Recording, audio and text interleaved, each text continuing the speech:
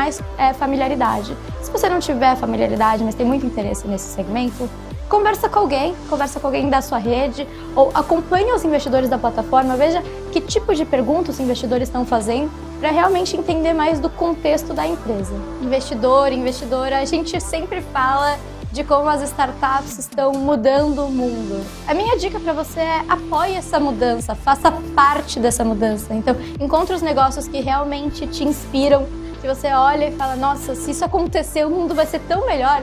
E invista nesses negócios. E não só o seu capital, mas também ajude esse negócio a crescer, contribua para o crescimento desse negócio. Você vai poder ter retornos exponenciais no seu portfólio, mas para além disso, tem muito retorno social que se gera ao investir em startup. O retorno que a gente vê em startups é significativamente maior do que o retorno que a gente vê em mercados tradicionais como o de bolsa. Mas mais do que isso, é super importante que você esteja alinhado com o propósito que aquela empresa pretende implantar no mercado, com a proposta de valor, com o tipo de solução que ela se presta a resolver. Além do retorno financeiro, o investidor também pode esperar uma modificação da sociedade em que aquela startup está operando. O que você investe diz um pouquinho sobre quem você é. Então, apoie negócios em que você acredita, apoie a mudança que você quer ver no mundo. Serendipidade. A faculdade ou o ato de descobrir coisas agradáveis por acaso. Inovação, tecnologia, mudanças que provêm de propósitos. A arte de empreender já está consolidada no Brasil. Agora cabe a nós unir essa cultura à cultura de investimentos. A batalha está aí, no dia a dia, e já estamos colhendo frutos gigantes. Seja você empreendedor ou empreendedora, investidor ou investidora, a chave que liga o motor que muda o mundo está em suas mãos. Aproveite, pois vivemos a geração mais tecnológica de nosso tempo. A geração das startups.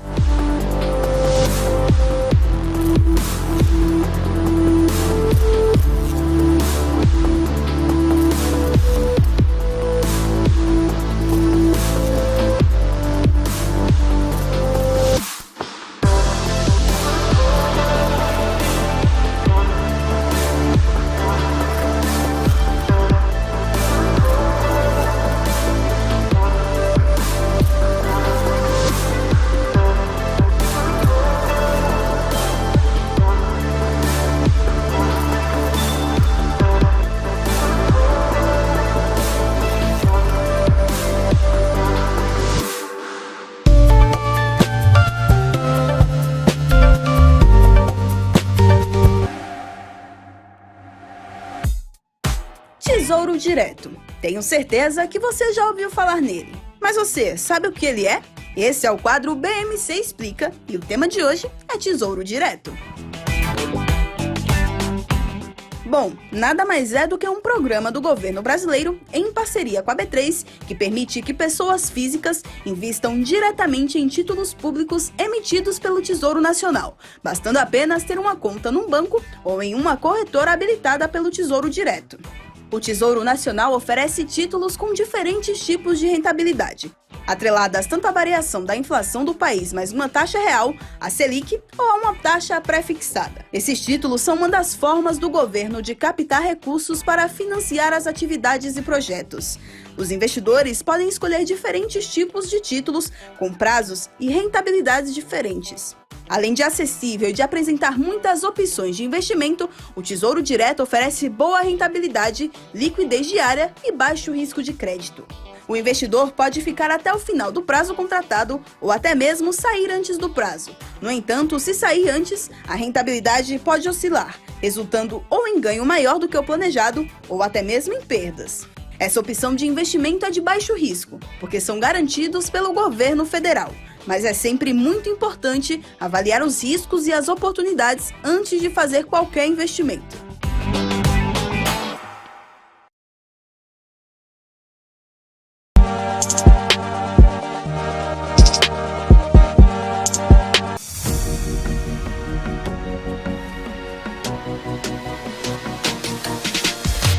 BM MC News, informação que gera valor.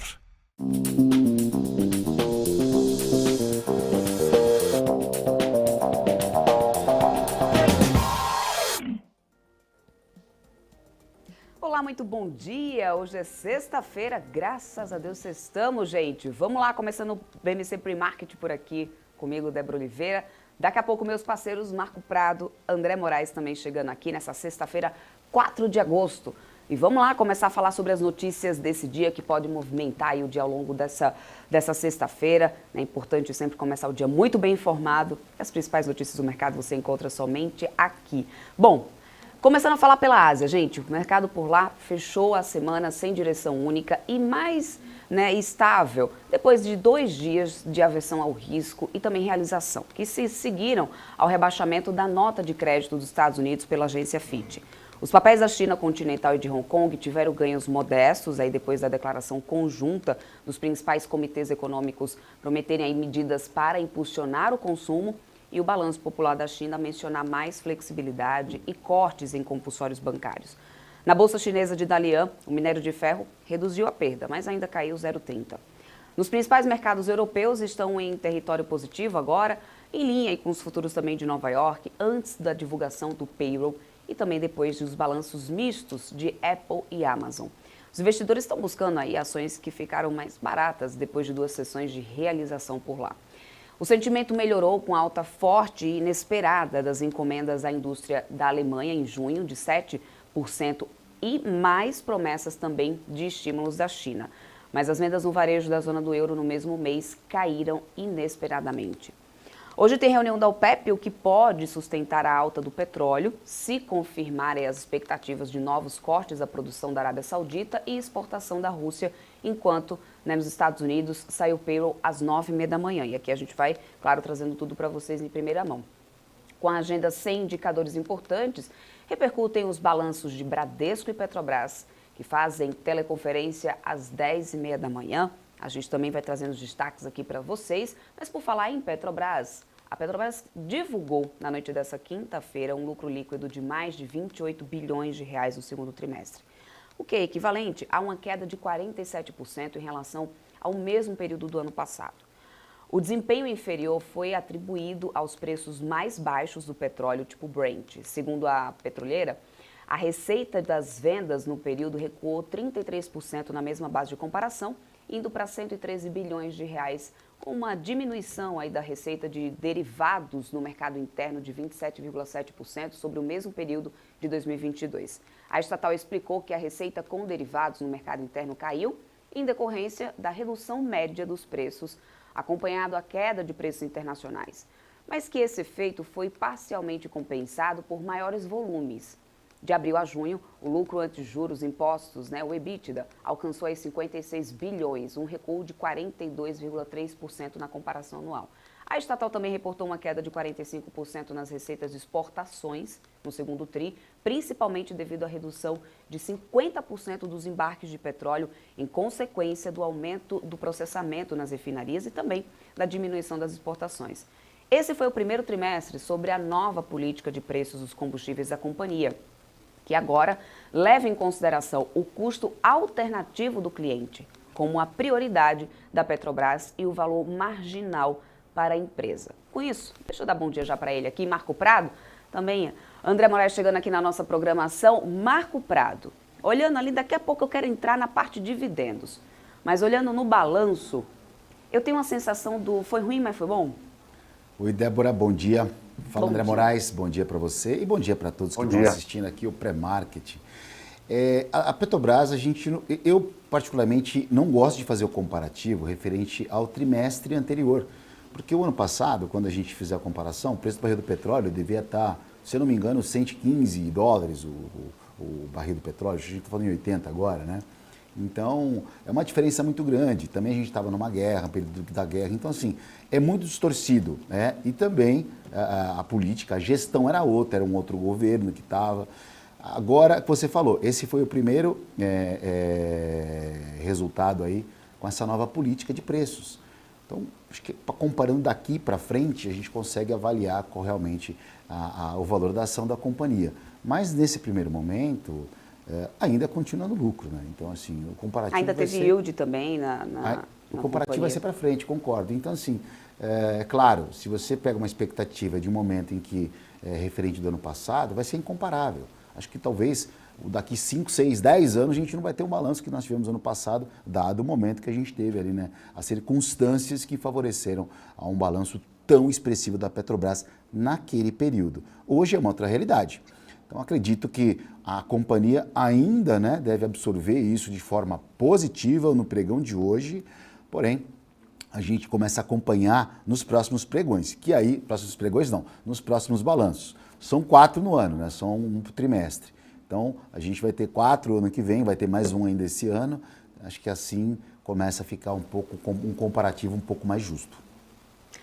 André Moraes. Bom, em fato relevante, a CVM, a Petrobras informou mais cedo que vai fazer um programa de recompra de até 157,8 milhões de ações pelo prazo de 12 meses. Um volume aí que representa 3,5% das ações em circulação, chamado free float, né?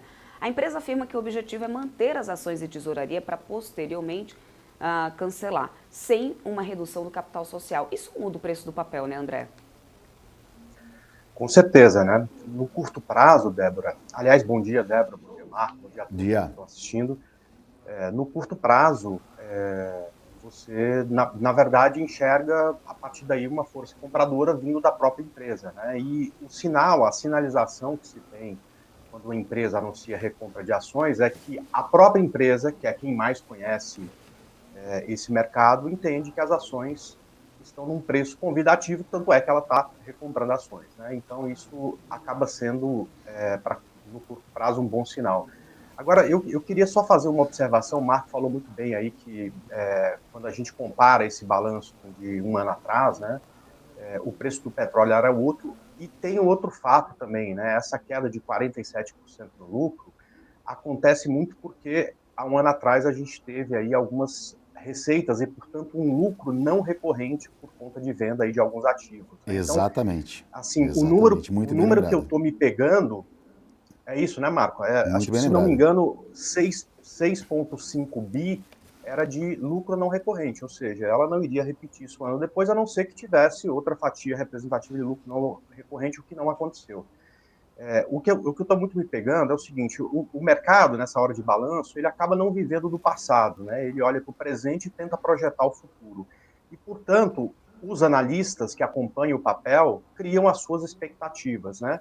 E a Petrobras, ela cravou a expectativa do mercado, né? A expectativa do mercado ficava de um lucro entre 27 e 29. Como o lucro veio de 28 alguma coisa, ela entregou exatamente a expectativa, ou seja, a expectativa e a realidade vieram juntos, né? Enfim, e a gente está falando só do lucro, né? São outros números que têm que ser analisados. Então, eu entendo que esse balanço de Petrobras não surpreendeu nem positivamente, nem negativamente. É isso, Débora. Você tem uma visão neutra, né? Como assim a gente muito fala ali no mercado. Bom, olhando para a questão de dividendos, que a gente sabe que é um ponto importante e que geralmente, né, o que leva muito o investidor a tomar, né, posição da companhia, o Conselho de Administração da Petrobras aprovou o pagamento de dividendos aos acionistas de 14,8 bilhões de reais, o que vai equivaler a uma remuneração de R$ 1,14 por ação. As ações serão negociadas como ex-direitos lá na B3 lá para o dia 22, né, de agosto, 22 desse mês, ex-dividendos tanto aqui na B3 como na NYSE. Esse é o primeiro pagamento para os acionistas depois, né, da mudança de política de dividendo da companhia, que agora tem previsão de proventos na ordem de 45% do fluxo de caixa livre, que é a diferença entre o fluxo de caixa operacional e os investimentos. O valor é 83% inferior ao mega dividendo de 87,8 bilhões do segundo TRI de 2022 e bem abaixo do que foi pago no primeiro TRI desse ano, quando o percentual mínimo de dividendos era fixado em 60%, no caso da dívida bruta menor ou sendo igual a 65 bilhões de dólares. Mas apesar de ser menor, o novo percentual de 45% foi bem recebido pelo mercado, já que a expectativa era de algo em torno de 40%. Então acabou surpreendendo ligeiramente, né, o mercado de forma positiva. Dona de 36,6% do capital da empresa, a União deve ficar com até 5,4 bilhões de reais dos dividendos que foram aprovados pela companhia. É até um dinheirinho, né, Marco? Dá para pagar uns churros, né? Oh, boa grana, né? Dá para poder ir cestar. Dá para cestar. Dividendos é aquela história, né, Débora? Tem muita gente que gosta, né? Muito investidor. Ele vai para uma companhia que paga bons dividendos, né? Sim. Ela sai um pouco da questão do valor da ação e está preocupado mais com dividendos. Petro, por exemplo, né? Quem operou Petro aí, quem foi...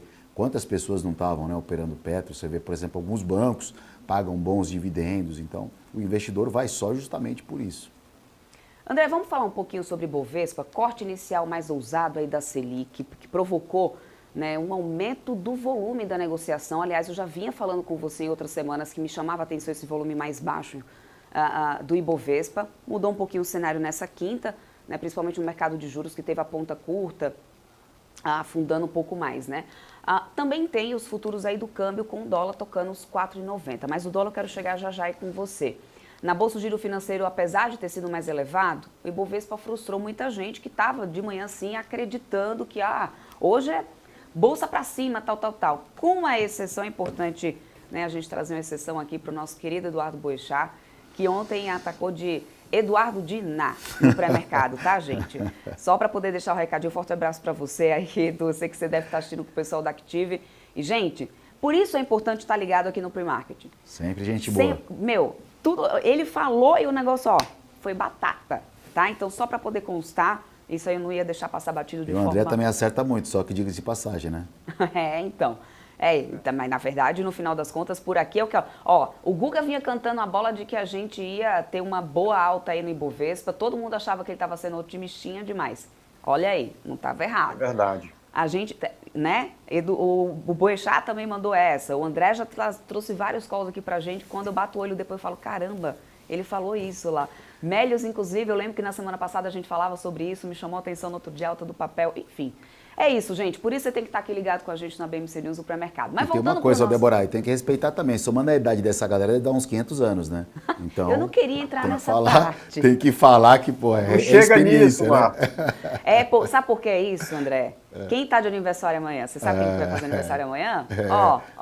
Galinho. Quem que é? É pra cá, no caso, né? A câmera ao contrário. Esse mocinho aqui, tá aniversariando amanhã. Legal. Daqui a pouco eu vou desejar os parabéns dele por aqui. Obrigado. Mas voltando a falar sobre esse danado desse Bovespa aí, o André, acabou frustrando, porque muita gente estava esperando assim uma disparada do índice, né? E as operações, na verdade, não foram muito assim, não. Até começou o dia subindo bastante, porém o mercado parece que começa a precificar ali preocupações com a inflação futura, né? E claro, tem a pressão dos yields americanos também para poder acentuar essa curva aí com os vencimentos longos que foram adicionados de prêmio de risco por lá.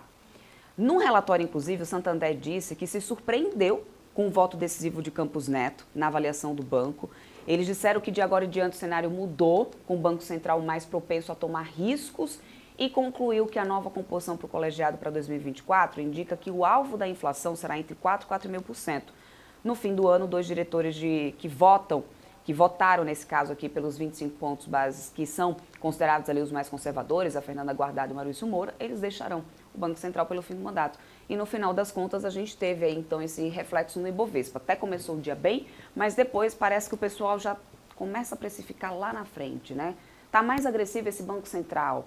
E aí, vai vir realmente aí uma meta de inflação mais alta ou não? Enfim, o Ibov deu uma desanimada na galera, né, o André? Você sabe que tem uma frase que eu acabei trazendo para o mercado, essa frase é do Eduardo Lira, de uma ONG chamada Gerando Falcões, que eu gosto bastante, né? Ele fala que não importa de onde você veio, importa para onde você vai, né? E para o mercado, em dias como ontem, eu costumo falar que não importa como é que abriu, importa como vai fechar, enfim. Com o passar do dia, né, o volume cresce, os investidores profissionais e com muito dinheiro chegam no mercado e geralmente mudam a realidade. Uma coisa que eu já tinha observado, né? Todo mundo se pegava muito em quando o juro começar a cair, mas só que o juro que importa para o mercado é o juro futuro, né? E quando você coloca o miolo da curva, cara, esse juro futuro já acumula uma queda desde março de 27%, ou seja, o juro já caiu. A discussão não é se o juro vai cair ou não, porque o juro futuro que importa para o mercado já caiu. É exatamente a velocidade dessa queda de juros, né?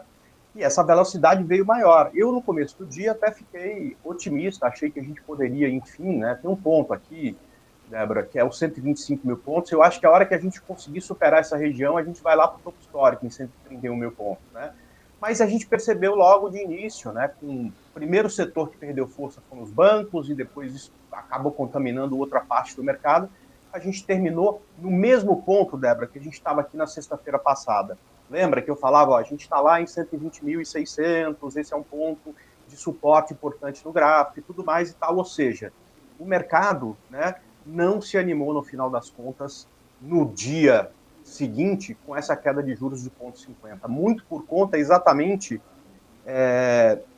desse racha do Banco Central, entendo eu, né, de achar que de alguma forma o Banco Central cedeu à pressão do governo para baixar mais rapidamente essa taxa de juros, e isso parece que não caiu tão bem. Claro que também tem o cenário externo que ajudou a puxar o mercado para baixo. A gente teve lá um dia ruim para as mineradoras, um dia ruim para a siderurgia, né? Eu acho que esse conjunto todo fez o mercado, no D+1, né, no dia seguinte, não responder também. Agora, Débora, se você me permite, eu queria 2 minutos para mostrar um gráfico trazendo dados do que acontece com o Ibovespa sempre que o mercado, sempre que o juro inclina para baixo nos últimos 20 anos. Posso fazer isso? Te dou até rapidinho? 3. Vamos lá. Bom, então, eu vou. Aqui tem um gráfico, Débora, e esse aqui é o Ibovespa. Eu vou começar a estudar daqui de 2003 a 2023, porque isso aqui eu acompanhei, que foi exatamente quando eu cheguei no mercado, tá? Esse aqui é o Ibovespa nos últimos 20 anos, e essa aqui é a variação da nossa taxa de juros nos últimos 20 anos, tá? Então, a gente teve um pico aqui em 27%, um fundo aqui em 2%, que foi exatamente o que a gente teve aí na época do Covid, tá? E essa é a variação. Mas o que eu gosto de analisar é exatamente o que acontece com o mercado cada vez que essa taxa de juros inclina para baixo, tá? E a gente teve 6 ocasiões em que isso aconteceu nos últimos 20 anos. A primeira foi aqui em 2003, tá? E como esse é o gráfico mensal, a gente consegue perceber que nos meses que se seguiram após essa inclinação para baixo da taxa de juros, o mercado subiu 200%. Saiu de 10 mil pontos de Ibovespa e foi para 30 mil, tá?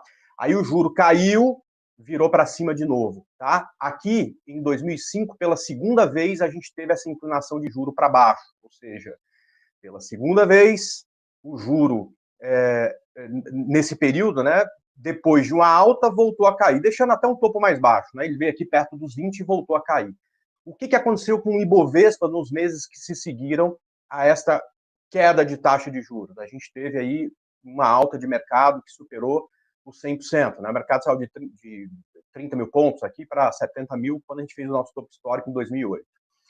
Aí o juro caiu, aqui a gente tem uma terceira inclinação de taxa de juros para baixo, tá? Foi depois da crise de 2008, em 2009, né? Nos meses que se seguiram, pela terceira vez, o Ibovespa subiu, tá? Saiu de 30 mil pontos e foi para 60 mil pontos. Aí aqui a gente tem a quarta inclinação de taxa de juros para baixo neste período, tá? Foi num período mais complexo de mercado, na época da Dilma, quando começaram os problemas na economia, mas ainda assim, nesta inclinação para baixo da taxa de juros, o mercado subiu cerca de 40%, tá? Aqui, em 2016, no final de 2016, né, a gente teve pela quinta vez uma inclinação de taxa de juros acontecendo para baixo. O Ibovespa saiu de 60 mil pontos e foi bater lá em 120 mil pontos, tá? E agora, a gente tem, pela sexta vez, o início dessa inclinação de taxa de juros para baixo. Ou seja, eu não sei prever futuro, né? Eu deixo isso para outras pessoas, né? Mas eu gosto de ler dados. E quando a gente se apoia em dados, a gente percebe que das últimas 5 vezes que isso aconteceu nos últimos 20 anos, né, o Ibovespa respondeu subindo nos meses que se seguiram. Ou seja, pouco importa para mim se no dia seguinte o mercado subiu ou caiu. Eu, com essa inclinação para baixo da taxa de juros, continuo otimista para os próximos meses e até anos para o mercado, tá? Então, é só uma leitura aí desses dados, Débora, que eu queria trazer, torcendo aí para que o que aconteceu das últimas 5 vezes se repita agora também, tá? Riquíssimo, riquíssimo. Aliás, muito obrigada pela informação aqui para todo mundo. Um grande aprendizado. Obrigada mesmo, André. De verdade, sempre bem-vindo, tá? E ó, só para poder lembrar para o pessoal que está aí, já se preparando para começar a operar, tem gente que opera bastante mini contrato, tem uma pessoa aqui que eu quero aproveitar e trazer a experiência desse moço aqui, que eu sei que sempre manda na lata, né? Mini índice hoje, o que vai ser, o Marco? O índice aí está com uma abertura de projeção positiva, né? Ontem a gente teve o ajuste da taxa de juros de 0,5%, surpreendendo em parte o mercado, né, Débora? Porque as curvas de juros antes do Copom estava dando 0,5%.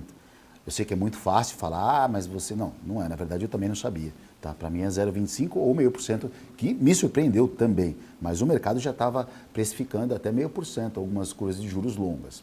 Mas, enfim, a questão é que o mini índice hoje aí deve abrir muito próximo aos 121 mil pontos, ou o índice deve abrir nessa faixa de preço, né? E aí a Deus dará, porque depois a gente tem um indicador que iremos passar também, que é o payroll, que a Débora já vai falar desse indicador, que tem ao longo do dia, que sai 9h30. Aí sim vai ser o divisor de águas do mercado.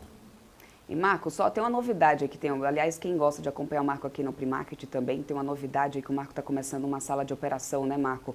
Conta pra gente, deixa o pessoal aproveitar um pouquinho disso também. Ah, sim, perfeito, obviamente. Obrigado até mesmo pelo espaço aí da divulgação. A gente tem uma sala de operação, na verdade é uma sala de estudo, né? Eu não sou um grafista, um excelente grafista, como o André Moraes acabou dando até uma aula pra gente aqui, por isso que faz dele um dos melhores grafistas do Brasil, mas a gente tem uma forma de operar um pouco diferente, né? Olhando outras coisas nesses contratos futuros, tanto de dólar quanto de índice. Então, não é sala de call, porque provavelmente não é nem o formato, não é nem a ideia, mas é uma sala de estudar mesmo de mercado. Aí eu compartilho a minha tela, mostro as operações. Depois até mais para frente, como é uma sala diária, a gente passa aí uma forma de divulgar para as pessoas para ter um acesso ali. Mas por enquanto está embrionário, está começando, está gostoso e depois eu convido a todos, na verdade, a participar. Por enquanto é nas minhas mídias pessoais, mas depois a gente faz alguma forma, né, Débora, de deixar um acesso rápido e fácil para a turma aqui. Ah, vamos fazer sim, organizar, porque afinal de contas a gente tem que contar com a experiência. Esses cabelos brancos não estão aí à toa não, viu, gente? Poucos, hein? Poucos. Estão aí à toa não, tem que... Olha a produção aqui já cantando a bola, tá? Sim, então. Estão acabando comigo aqui, André. Estão acabando comigo aqui, André. Ô, gente, mas aí não dá para poder a gente deixar de falar do dólar também rapidamente, André. Eu queria comentar sobre isso, porque esse comportamento do câmbio aí com esse corte de juros, antecipando, né, também a pressão do dólar, veio alta, chegou a bater nos 4,90 ali nas máximas. Queda nas commodities agrícolas também, é claro, estimula essa busca de proteção no dólar, que há quase um mês não ficava tão caro. Será que a gente pode começar a dar adeus a esse dólar 4,70 depois dessa Selic, André? Vamos lá. Deixa eu limpar meu gráfico aqui pronto, né?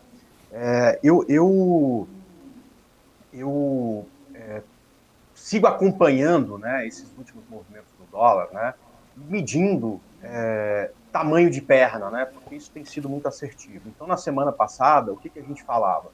A gente falava aqui que o dólar já estava com uma queda de quase 6%. Das outras vezes, com exceção dessa queda aqui, que foi um pouco maior, que foi de 8%, mas quando a gente pega as quedas do dólar nessa tendência de baixa que vem desde aqui, elas tiveram aproximadamente 6%. Então seria natural que tivéssemos a partir daí uma correção. Tá?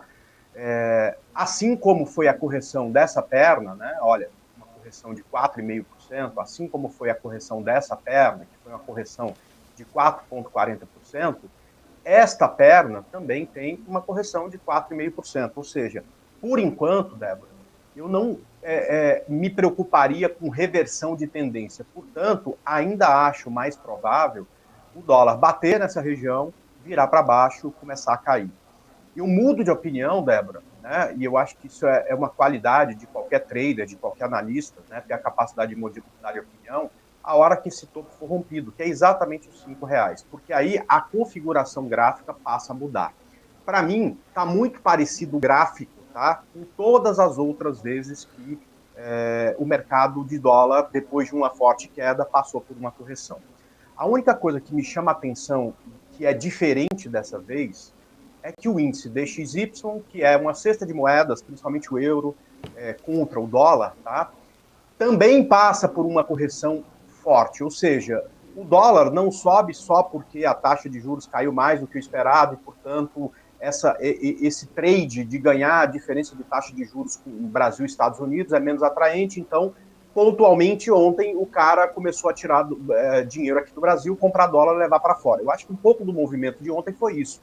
Mas foi também, né, esse dólar se valorizando frente a outras moedas, né? Então, desta vez, este DXY também passa por uma correção até antes do dólar nosso aqui começar a subir, tá? Ou seja, aqui a gente também fica atento, porque se isso aqui continuar a subir, aí a gente pode ter uma reversão de tendência, coisa que eu vou começar a observar só com dólar acima de R$5, tá?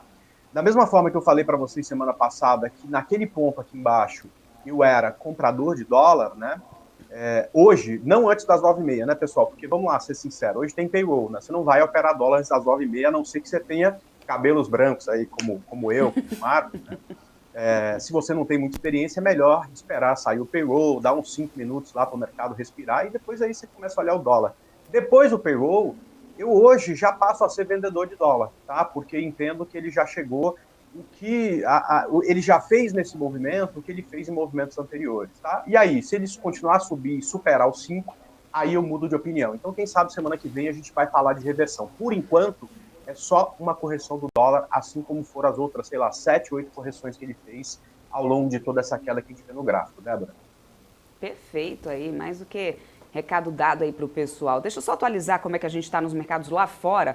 Né? Você muito bem falou sobre, né, inclusive, o payroll que vai ser divulgado daqui a pouco. Outra coisa importante que tem acontecendo é a reunião da OPEP+.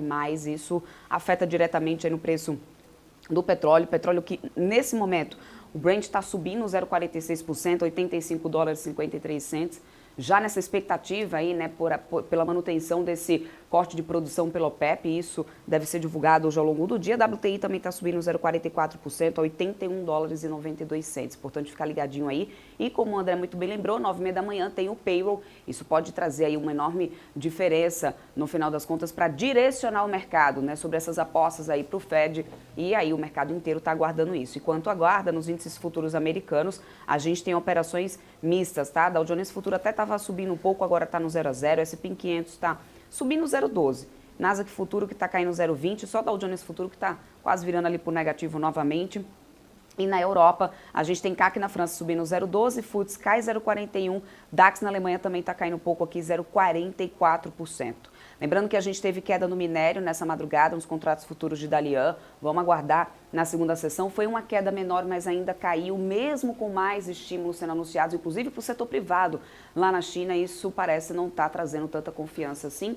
E aí a gente vai ver os efeitos disso, claro, no cenário doméstico, aqui nas companhias do setor de siderurgia e mineração. Importante, né, ficar ligadinho, inclusive, para entender quais serão as movimentações desse mercado. Você fica aí desse lado aí, já acompanhando as notícias desde cedinho, aqui 8 horas da manhã, comigo, Marco Prado, André Moraes, né, Alex André também por aqui, Eduardo Boixá, ou seja, uma grande turma que me ajuda aqui, grandes especialistas de mercado para levar sempre a notícia que você precisa saber para começar o dia bem informado. Vou para o intervalo, daqui a pouco eu estou de volta, até já.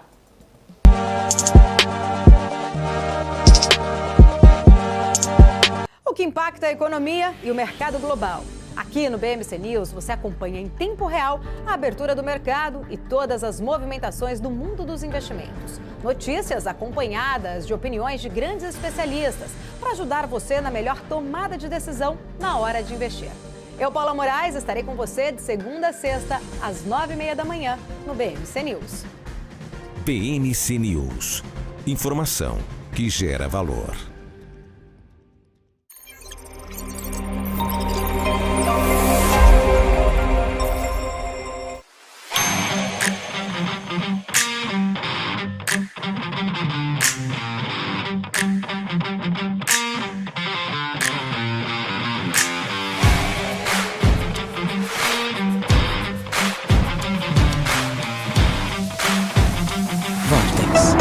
Beyond.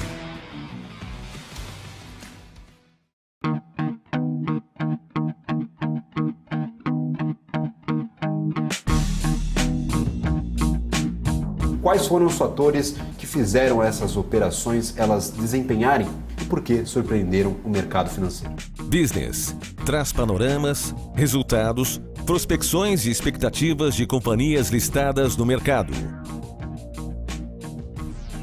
BMC News. Informação que gera valor. Quem só vê o BTG como um banco de investimentos, não vê todos os benefícios que ele pode oferecer. Aqui você tem a liberdade de ligar a qualquer hora. E tem a confiança de contar com o time BTG.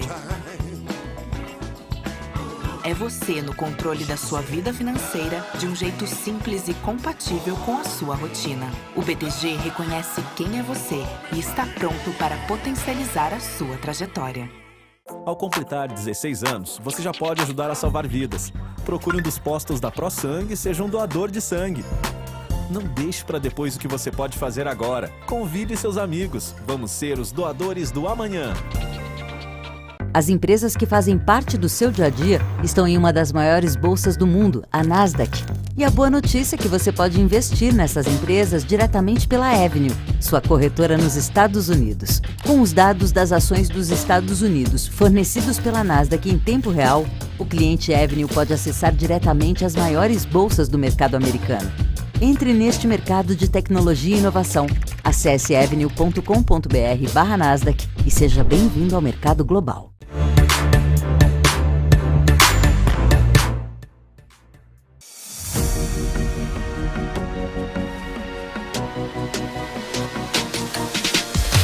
BMC News, informação que gera valor. Estamos de volta, vamos lá falar sobre temporada de resultados, gente. Bradesco também era a grande expectativa dessa quinta-feira. O banco fechou em queda, só para lembrar, nessa quinta-feira, de 0,72% no pregão dessa quinta, esperando aí já também essa divulgação. Reportou um lucro líquido recorrente de 4,5 bilhões de reais no segundo trimestre. Resultado 35,8% menor do que o mesmo período do ano passado, mas foi 5,6% acima do que foi registrado no primeiro tri desse ano, ou seja, já teve ali uma leve recuperação, ficando em linha com as estimativas do mercado. Eu lembro também que uma grande preocupação do mercado era a questão de inflação, de inadimplência, né? E isso já tem também melhorado o cenário junto com esse programa Desenrola. A gente até pode começar a ver resultados mais palpáveis nos próximos trimestres do banco, ou seja, veio um pouco melhor na comparação trimestral, a comparação anual ainda não é tão boa assim, mas, de novo, né, tá ali já mais ou menos em linha com o que o mercado aguardava, pelo menos é o que parece. O André, dá para poder a gente dar uma analisada nesse gráfico de Bradesco, porque a gente sabe que os bancos, de qualquer forma, por exemplo, o Bradesco e o Santander sofreram bastante no primeiro trimestre desse ano, né, com os resultados muito impactados com a inflação. Também tem a questão, né, de Americanas, que acabou impactando muito. Acho que só Banco do Brasil que se destacou positivamente ali, né, porque no final das contas já tem batido recordes, mas Bradesco não estava numa situação lá das melhores. Em relação a preço, né, a gente teve queda ontem. Diante desse cenário de agora de resultados, já mostrando leve melhor ali, Bradesco seria do setor um papel que você entraria? Vamos lá. O que você falou do Bradesco sofrer quando soltou balanço, né? Há dois balanços anteriores, esse foi o movimento que aconteceu após ela soltar balanço, né? Então a gente teve uma queda num único dia, quando ela soltou balanço, de 17%. Né? Ela já abriu com gap, de quase 8 e caiu mais 10 durante o pregão, né? Então ela realmente sofreu com balanço. Depois, no balanço que veio seguinte, ela se recuperou, soltou um balanço que ainda não era bom, mas era melhor do que esperava, do que o mercado esperava, e dessa vez ela soltou um balanço que em alguns pontos a gente teve até uma melhora melhor do que a expectativa, em outros pontos uma piora, tá? Veio abaixo da expectativa, né? A manchete que eu acho que mais cabe para a Bradesco é que ela terá uma recuperação lenta e mais demorada do que o mercado esperava, né? Então isso é o que está pegando hoje de manhã nas discussões aí sobre esse balanço de Bradesco, tá? Agora, eu não só gosto de Bradesco, como a nossa carteira, a gente está comprado em Bradesco. Eu acho que hoje a gente vai cair fora da operação estopado, porque entendo que é mais provável ela amanhecer caindo do que subindo. Agora, como, mais uma vez, né? Às vezes eu acho que o balanço é ruim, o mercado vai cair e o ativo dá uma baita porrada para cima. Por exemplo, ontem a gente está posicionado em Kepler, e Kepler abriu caindo 5% e foi o papel que no final do dia mais tinha subido na minha carteira. Tomara que aconteça isso com o Bradesco também. Então eu gosto do papel, a gente está posicionado no papel. Se ele perder esses fundos aqui próximos de 16, eu vou estopar a operação. Mas para cima dos bancos que eu vejo mais target, tá? Então a primeira resistência de Bradesco está aqui em 18,70. Portanto, se eu estiver enganado e o mercado não bater em Bradesco hoje, tá? E ela conseguir superar essa região de R$17, que é a máxima de ontem, eu vejo uma possibilidade de compra em Bradesco, não poderia falar diferente, até porque a gente está posicionado no papel, tá, Débora? Maravilha. Marco, antes de falar de outro papel do setor, que eu quero trazer depois aqui um fechamento semanal do setor, já que a gente também teve balanço de Bradesco, já teve Santander sendo divulgado, né? Qual que é a tua opinião sobre esse setor? A gente tem agora uma mudança nessa realidade da taxa básica de juros. A taxa básica de juros divide muito a opinião do mercado. Tem gente que acha que isso é muito favorável para os bancos, né, porque ele pode ganhar ali nos produtos, nas margens, e isso acaba sendo ali interessante, inclusive nas operações, né, entre bancos ali, eles acabam ganhando muito mais. Aí tem gente que acha que não, porque a inadimplência também aumenta bastante, já que diminui o poder de compra. Então isso divide bastante o mercado. O Santander divulgou aí um relatório nessa quinta-feira que parecia ali já surpreender, não ter gostado tanto assim de um corte tão forte ali de juros. O Santander também já teve o resultado divulgado. Qual que é a tua análise aí para o setor diante dessa nova realidade da Selic, precificando agora já para esse ano em 11,75? O setor de banco é um setor que, assim, dado quando é socorrido pelos bancos centrais, né, parece que não perde, porque quando a gente está falando que você tem um juros mais alto, obviamente os juros, como você mesma disse, o banco acaba lucrando mais, porque lucrando mais assim, né, tem a perspectiva de ter mais uma rentabilidade melhor, porque o juros está alto. Quando cai também os juros, a gente pode pensar que melhora o crédito, né? As pessoas podem voltar a tomar um pouco mais de crédito. A tendência é essa. Então, resumindo, o banco nas duas pontas, ele ganha tanto na alta quanto na baixa. O banco é um segmento que não perde. O que muda hoje em dia no banco, realmente, que a gente tem acompanhado, é o banco que está mais tecnológico, digamos assim, né? Você pega corretoras hoje que se despontaram, a gente tem algumas que cresceram muito, foram muito para essa linha digital. Então, os bancos aí os grandes bancos brasileiros, os principais bancos, os que têm saído na frente, o que tem sido mais resiliente a toda essa crise, são os bancos que estão investindo muito em tecnologia. Então, realmente, o banco ganha bastante, mas gasta bastante também, né? Bom ponto aí, é interessante a gente analisar. Já que a gente falou de Bradesco, o Santander já teve resultado semana passada, a gente já falou bastante. Dando o resultado de Bradesco, eu já dei uma pinceladinha ali sobre Banco do Brasil, André. Banco do Brasil teve recorde, né, no primeiro trimestre ali em termos de resultado. O papel aí subindo bastante, inclusive. Qual que é a tua análise para Banco do Brasil? Banco do Brasil, que aliás, bom lembrar para todo mundo, a Caixa e o Banco do Brasil, assim que teve o anúncio do corte aí da Selic, também já de pronto anunciaram redução da taxa de juros, né, para, enfim, juros de consignado e tudo mais. E isso, claro, com certeza impacta de alguma forma no resultado lá na frente. Mas para agora, para esse D0, qual que é a tua análise aí do Banco do Brasil, que na semana acumula uma alta aqui, ó, 0,78%, é o papel do setor dos bancões que mais está acumulando altas nessa semana, já que a gente está na sexta-feira, vamos de fechamento semanal aqui também, né? É isso aí. O gráfico de Banco do Brasil é um gráfico que está com um comportamento parecido com o Ibovespa nas últimas semanas, né? Ele está completamente lateral, né? Então, cada candle desse aqui é um dia, né? A gente percebe o quê? Que nos últimos 15 pregões ele permaneceu praticamente no mesmo lugar. Inclusive ontem, né? A gente teve uma volatilidade maior com Itaú, com BBDC do que com Bradesco, né? Porque, aliás, por incrível que pareça, né? Por ser estatal, poderia ter aí uma volatilidade maior, enfim, por conta de uma possibilidade de decisão política que viesse a criar uma facilidade, uma dificuldade para o banco, mas enfim, é o que tem acontecido, tá? É um outro gráfico que eu não gosto tanto quanto o gráfico de BBDC. Por quê? Porque geralmente essas correções, né, de uma tendência forte de alta, que é o caso do que vive aí o Banco do Brasil, né, ela termina exatamente nessa região que fica entre as médias móveis para que o preço depois suba, faça novo topo, volte até a média móvel, e aí depois suba, faça novo topo, e agora voltando aqui até a região de médias móveis, né? Então, este é um bom ponto para comprar Banco do Brasil, tá? E é claro, né, pensando em trade, eu acho que a gente tem até um número, né? Ele acima de 48,40, esse ativo deixa de ter resistências de curto prazo e passa a mirar esse topo anterior, tá? Porém, quando você tem, geralmente é o Bradesco o primeiro bancão a soltar balanço, tá? O desempenho de Bradesco no dia acaba causando impacto também em Itaú e BBAS. Então, eu acho que a primeira coisa que quem deseja comprar BBAS tem que fazer hoje é esperar exatamente qual é que vai ser o comportamento de Bradesco, tá? E se for positivo, se for negativo, provavelmente o Banco do Brasil e Itaú vão cair também, não vai dar conta. Mas este desempenho de Bradesco sendo positivo, tá? Que eu não acho mais provável, mas tudo bem. Se for, tá? Acima de 48,30, 48,40, você tem um bom ponto de compra no papel também, assim como o BBDC4, tá, Débora?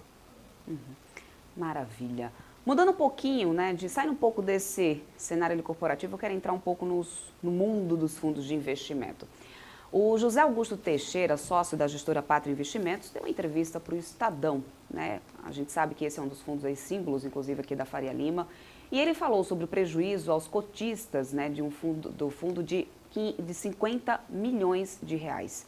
O fato teve uma enorme repercussão no mercado, porque as cotas do fundo Pátria Special Opportunities, voltado para investimento em shopping centers no interior do país, foram remarcadas em R$301 negativos, o que exigirá um aporte de R$240 mil por investidor para poder deixar o negócio para trás, além, claro, da perda do investimento feito inicialmente. Houve repercussões, né, também aprendizados importantes, segundo o próprio gestor durante a entrevista. E todo mundo, né, o Marco Prado, é passível de erros ali, não tem como...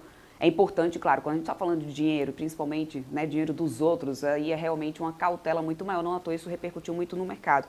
É importante a gente também analisar que não é porque teve uma questão ali com um fundo que é, né, muito conhecido no mercado, que não existam outros, né, que estejam muito bem e que ainda se tenha boas oportunidades de investimentos, né?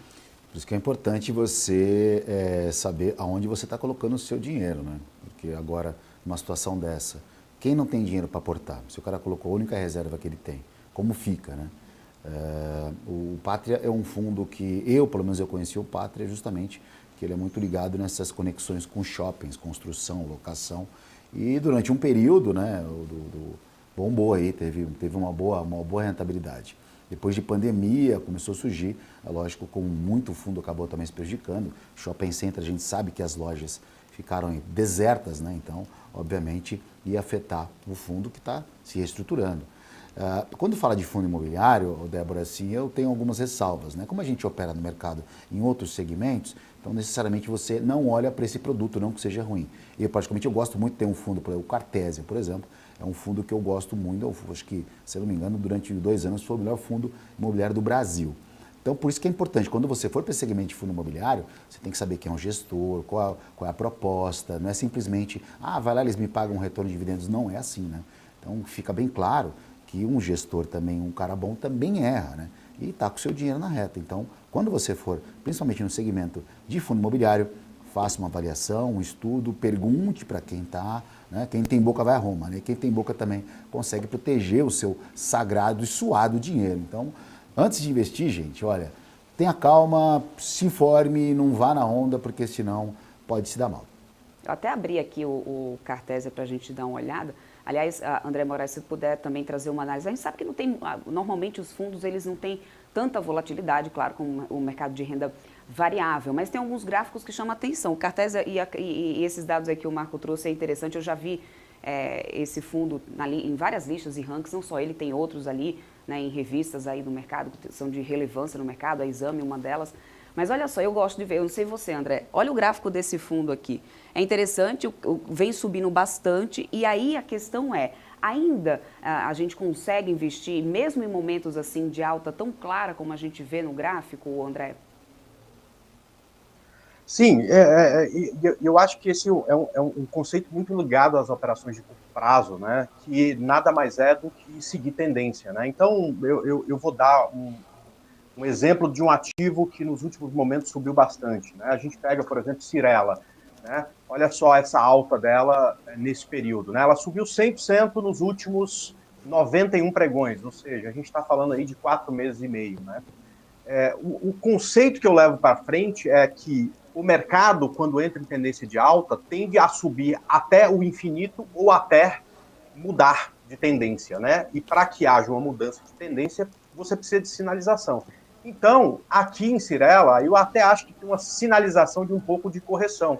Mas é corrigir para voltar nas médias, como ela já fez algumas vezes, e voltar a subir, fazendo um novo topo e continuar subindo. Ou seja, No mercado de curto prazo, o que está caro não é Cyrela. Cyrela está barato. Por quê? Na tendência de alta, com o passar do tempo, a tendência é que na semana seguinte o preço esteja mais acima. O que está caro é o que está caindo. E aí eu vou dar um exemplo de um ativo que é Sequoia, né? Se você acha que o ativo que está caindo está barato, você acaba quebrando a cara. Por quê? Na tendência de baixa, a tendência é que na semana seguinte o preço esteja mais baixo. Imagina, né, este movimento aqui, né? Em qualquer lugar desse gráfico que o investidor achou que Sequoia estava barato, que estava caindo, ele perdeu dinheiro, se zerar a operação agora, tá? Por quê? Porque desde o topo histórico, que está aqui em 31, o papel só cai porque está em tendência de baixa. Ou seja, não é porque já subiu que ficou ruim de entrar ou porque ficou caro. Aliás, é até o contrário, né? Eu acho que uma compra, para quem é trader, ela existe até que haja uma mudança de tendência em andamento, tá? Então, quando você mostrou esse gráfico, eu não vi bem exatamente qual era o ticker. Para mim é um gráfico de tendência de alta. Qualquer correção que esse preço fizer na região de médias móveis, eu poderia pensar em compra. Eu só não gosto muito de fundos... CAC-R11. É que aqui fica meio clarinho mesmo, né? CAC-R11. Ah, ótimo. Deixa eu ver se eu tenho aqui. Beleza, né? Realmente, né? Vem uma tendência de alta. Mas olha só que interessante, né? Olha quantas vezes isso aqui corrige, vem na média e volta a subir, né? Então, cada vez que... Pensa o seguinte, né? Cada vez que vem na região de médias móveis, você poderia ter feito uma compra no papel, né? E olha quantas vezes já fez isso, né? André, um dia vai mudar de direção? Certeza absoluta. Mas ainda não existe nenhum sinal de que isso aqui muda de direção. Só uma coisa, eu não gosto muito de fazer trade com fundo de investimento imobiliário. Eu acho que fundo de investimento imobiliário é um troço voltado para o longo prazo, uma coisa que eu adoro, para o longo prazo, tá? Mas, eventualmente, essa só é a minha opinião. Quem gosta, eu acho que pode tranquilamente, né, pegar aí uma vinda até as médias móveis para tentar, neste fundo, uma próxima operação. Não teria problema, tá? Maravilha. Recadinho mais do que dado. Vamos falar agora, trazendo aqui, né, uma outra notícia até que me chamou certamente a atenção. A diretoria da Agência Nacional de Telecomunicações, a Anatel, aprovou a abertura de consulta pública pelo prazo de 45 dias para discutir a minuta de edital de contratação de novas concessionárias de telefonia fixa local para garantir a comunicação da população que depende ali exclusivamente desse tipo de serviço. A minha pergunta é, quem que depende ainda somente desse tipo de serviço? Eu acredito que em algum lugar do Brasil realmente deva ter, mas eu levantei essa pergunta para mim. Bom, se confirmada, a iniciativa terá o efeito, né, após o encerramento dos atuais contratos em 2025. As atuais concessionárias são a Oi Telefônica, dona da marca Vivo, Algar e Sercontel. A Embratel, do Grupo Claro, mantém a concessão de telefonia fixa de longa distância e não seria afetada, né, pela contratação. Segundo o valor, a Anatel pretende reduzir o prazo do novo contrato de concessão para no máximo 10 anos, 5 iniciais e mais 5 anos no caso de prorrogação. Os contratos atuais são de 25 anos. Você tem telefone fixo, Marco? O que os caras querem colocar orelhão? O que é? O orelhão da época, lembra? Gente, hoje em dia existe ficha. mais celular do que pessoas no país, porque as pessoas têm até mais do que um celular. Eu sinceramente, eu fiquei em dúvida, assim, será que, ou seja, continuar ainda, né, na coisa da telefonia fixa? Eu não sei, bom, eu posso até estar falando uma bobagem imagina o custo, enorme, né? Mas... Cara, imagina o custo, vai lá, coloca um poste, finca, passa o fio, coloca o orelhão, ficha telefônica, vamos voltar no tempo, né? Não é mais fácil comprar um roteador, não? Aí as empresas de call center vão querer me matar agora, né, porque precisam de linhas de... precisam de linhas fixas também para trabalhar. Claro que tem tudo tem um lado positivo e um negativo, mas me chamou a atenção aí essa notícia aqui da Anatel. Eu não sei se você tem alguma opinião sobre isso, ou André, inclusive, se alguma companhia aí do setor de telefonia, de telecom, se te chama atenção algum ativo, ou se poderia ser beneficiado. É uma coisa para 2025 ainda, mas é uma coisa tão contramão do que acontece, né, da nossa realidade. Cada vez mais pessoas com celulares, né, todo mundo tem um negocinho desse aqui na mão, enfim, se comunica até, como é, é livre, né, ligação livre para todo mundo. Não sei, fiquei lá com minha dúvida. Olha, Débora, eu vou te dizer que trader sempre pensa no gráfico, né? Que se essa notícia fosse cotada no gráfico, eu vendia, né? Porque realmente é difícil acreditar que... Né? Pois é. Na telefonia fixa, né? Eu, por exemplo, na minha casa, eu não tenho telefone fixo, sei lá, mais de 10 anos, né? Então, a gente... Enfim, mas eventualmente a gente também pode ser que viva numa bolha, isso ainda é relevante para parte do país, mas eu realmente não consigo enxergar ganho em ativos listados em bolsa. Deixa eu só porque passou batido aqui, só voltando lá ao fundo do Pátria, né? Eu acho que o fundo do Pátria que teve problema não é um FII. Eu acho que é um fundo de investimento em participações. Isso. Só esse. Eu não sei se eu falei o fundo do Pátria como FII, mas é um FIP, né? É um fundo de investimento em participações. Isso mesmo. Bom, não, é só isso. Deixa eu pedir aqui o recadinho final do senhor Marco Prado. Vou liberar ele um pouquinho mais cedo aqui, né, para o pessoal. Marco, sextamos. Eu só vejo você agora no final do mês. Vou ali tirar umas férias rapidinho e volto já. Não sinta muita falta de mim. Parabéns antecipadamente para você. Amanhã eu te dou parabéns também. Você merece toda a felicidade do mundo. Alguns cabelinhos brancos a mais, mas isso é bobagem, né? Isso a gente se vira por aí, sinal de experiência. Parabéns. Você tinha que lembrar do cabelo branco. Obrigado. Quem tira férias de 20 dias a 30 dias hoje em dia, André Moraes? Quem que você tira? Eu tiro uma semana no máximo. Faz tempo que eu não vejo uma dessa. 50 dias viajando, vai movimentar tudo que é, já fechou tudo que é companhia aérea aí, vai dar um gás aí. Ai, quem me dera. Vai viajar tanto que brincadeira. Quem me dera. Mas obrigado, Débora. Vamos sentir sua falta aqui na semana que vem. A gente não vai ter a beleza da Débora apresentando, mas a qualidade continua também, porque eu não sei com quem vai estar substituindo, mas com certeza só gente boa no time. Bom, agradecer a todo mundo a participação da semana. A gente acabou vindo só na sexta-feira hoje aqui, justamente vindo aqui para prestigiar, para dar um tchau para a Débora de boas férias. E hoje a gente tem o Payroll 9,6, que vai decidir o ritmo do andamento do mercado, que por enquanto continua tudo azul. Só o dólar, né, que ontem descolou, subindo mais de 2%, e a perspectiva ainda é um pouquinho de alta logo mais na abertura às 9 horas. Então, no mais, desejo a todos um ótimo pregão, um bom final de semana. Segunda-feira a gente está aqui sem a Débora. Com o Gabriel Monteiro, você está muito bem acompanhado por aqui. Vai ficar só os homens aqui nessa... Aí eu volto no final do mês, tá? Dando uma floreada. Boas férias. Obrigada, Marco. Obrigada pela companhia e parceria de sempre. André, deixa eu só trazer um resultado aqui. A gente tem várias, né? A temporada de resultado está todo vapor. A Vamos Locação registrou um lucro líquido de 106 milhões no segundo tri, uma queda de 25% em relação ao mesmo período de 2022. A receita líquida foi de 1,4 bilhão, alta de 22,5%. EBITDA também teve uma alta aí, né, na comparação também, foi de 665 milhões, alta de 47,7%, tá? O papel aí de Vamos que trouxe, então, esse resultado.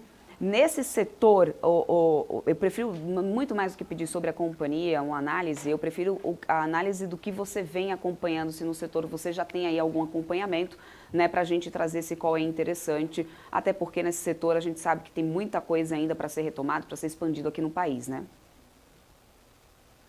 Pois é, Débora, é verdade. E agora, esse setor, ele tem gráficos muito feios, como, por exemplo, é o gráfico de Vamos, né?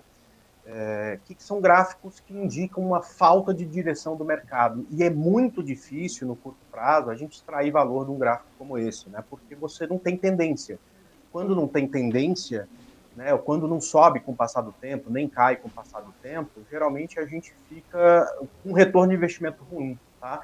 Então, para a maioria dos ativos do setor, eu tenho ficado de fora. Esse é realmente um setor que eu tenho deixado um pouco de lado. Talvez, né, os gatilhos que vão fazer esse mercado andar, subir ou cair, venham a partir dos balanços, né? Eu olhei por cima o balanço de Vamos, algumas linhas abaixo do esperado, enfim, mas vamos ver como é que vai ser a reação do mercado, tá? Porque enquanto esses gráficos estiverem laterais, eu prefiro ficar de fora. Eu vou começar a gostar desse gráfico, né, para fazer uma operação, bom, enfim, para o mal, se ele cair e romper essa linha de tendência, né? E para o bem, se ele subir e romper essas duas linhas de tendência aqui em cima. Antes disso, eu fico de fora, porque entendo que principalmente por curto prazo, um troço de difícil visualização e principalmente difícil de ter aí um bom retorno de investimento em trades como esse. Então, deste setor, eu não gosto muito no momento para operações de curto prazo, tá, Débora? Maravilha, recado mais do que dado, importante aí ficar atento. Ótima análise sempre, viu? Sempre muito rica aqui. Deixa eu só atualizar para o pessoal, viu, André? Como que a gente está nos mercados lá fora. Aqui no Brasil a gente já começa leilão aí de abertura desses índices futuros. Vamos ver como é que a gente vem aí nessa abertura. No dólar futuro também, já leilão. Então, logo mais o André traz aí para a gente uma análise dessa abertura dessa sexta-feira, né? Depois de corte da Selic, semana encerrando aí com semana importante. Dados importantes ainda hoje, né? Nessa sexta-feira lá nos Estados Unidos, né? Fique aqui ligadinho com a gente para poder se manter muito bem informado. Falando dos Estados Unidos, por lá, Dow Jones Futuro cai 0,05, S&P 500 sobe 0,07, Nasdaq Futuro subindo 0,13. Perceba que aí, né, por lá começam a operar tanto em direções opostas, mas muito próximo ali à estabilidade, trazendo aquela sensação, né, de expectativa realmente do mercado, o investidor aguardando aí esse dado do payroll que pode fazer uma grande diferença hoje por lá. Na Europa, DAX cai 0,58, FTSE cai 0,49, CAC na França está no 0 a 0. Mas aí a gente também teve dados que não foram, né, nada interessantes. Vendas do varejo na Alemanha caiu, surpreendendo. Né, na zona do euro também os PMIs em zonas, né, de queda, isso com maior retração, e isso tudo já tem feito bastante preço. Os últimos pregões lá, as bolsas caíram muito forte e principalmente somado, né, aquele rebaixamento de nota de rating dos Estados Unidos. Isso acabou também pesando bastante, não só, claro, nas bolsas americanas, mas nas bolsas do mundo inteiro, na Europa também, na Ásia a gente viu esse mesmo movimento sendo repetido. Então hoje a gente tem um dia negativo lá na Europa. Temos também, né, a reunião da OPEP+, que deve divulgar daqui a pouco aí, né, ao longo desse dia, a decisão se vai realmente manter ou não esse corte na produção de petróleo. Em relação ao Brent WTI, a gente segue em alta, tá? Isso, claro, por causa dessa expectativa para poder conseguir, né, se ele consegue conter ali produção, consegue manter o preço um pouco mais elevado da commodity. O preço está subindo agora 0,45% a $85,52, é o que a gente tem agora para o Brent. O WTI está subindo 0,40 a $81,89 por enquanto, tá? No minério de ferro, como eu já tinha, só para poder, né, atualizar quem por acaso está chegando agora aqui na nossa programação e não estava acompanhando aqui a gente, olha, 8 horas da manhã a gente já está aqui ao vivo, tá? Só para poder constar. Mas você está chegando aqui agora, a gente teve queda na primeira sessão nos contratos futuros da Dalian de 0,30. A queda foi menor do que a queda dessa quinta-feira, né? A gente tinha visto ali 3% de queda no minério de ferro, o que impactou bastante também as companhias, né, do setor aqui no cenário local. A queda hoje foi menor. Teve mais estímulo sendo anunciado por Pequim, principalmente para o setor privado também, para tentar estimular a economia chinesa. Esses estímulos estão sendo cada vez mais, né, cobrados pela população, pressão realmente dos investidores, mas ainda não houve nenhum estímulo que realmente fosse encarado como trigger para poder destravar essa economia chinesa. E isso acaba fazendo preço, principalmente, né, para aqueles que, né, mandam produtos para lá, no caso o Brasil acaba sentindo um pouco em alguns setores. Setor de siderurgia e mineração é um deles. Então, fiquem aqui ligadinhos com a gente para poder vocês irem entendendo, né, exatamente como que a gente vai ter de reação do mercado essa sexta-feira, em que a gente teve, olha só para lembrar para vocês, Via liderando quedas ontem, Dexco aí setor, um blocão aqui das papeleiras, né, a gente teve alta do dólar, a gente sabe que o dólar, quando está mais em alta, acaba favorecendo os papéis que estão mais ligados às exportações. As papeleiras estão aí e isso acabou favorecendo ontem as companhias como o Suzano, que também teve resultado divulgado, Klabin, estão mais ligadas ali às exportações, né? Via está com a queda aqui de 8,65% no fechamento dessa quinta-feira. O bloco aqui de varejo inteiro, praticamente ali aparecendo nessas quedas, mesmo depois da queda da Selic, mesmo depois de ter começado o dia muito em alta.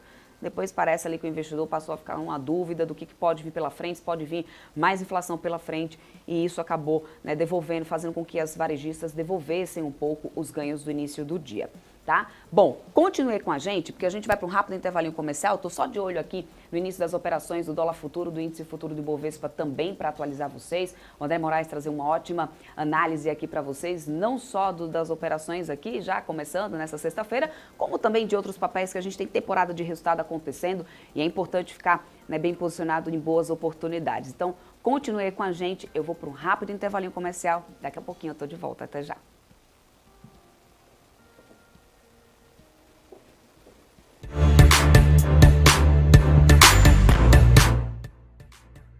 Conheça a Brasil Paralelo, o único streaming que oferece uma experiência completa, que começa antes de cada filme com a sinopse em vídeo e continua depois que os filmes acabam com as análises e podcasts sobre o que acabou de assistir. Somos o grupo de comunicação que produziu Brasil, a Última Cruzada, a série de história que mudou a forma do brasileiro olhar para o seu passado. Junte-se às mais de 600 mil famílias que assinam a BP. Entre no site brasilparalelo.com e faça sua assinatura. Trader, imagina uma TV com programação Trader 24 horas por dia. Imagina ter conteúdo de qualidade, interação com a comunidade Trader em tempo real e acesso às últimas notícias sobre o mercado a hora que você quiser.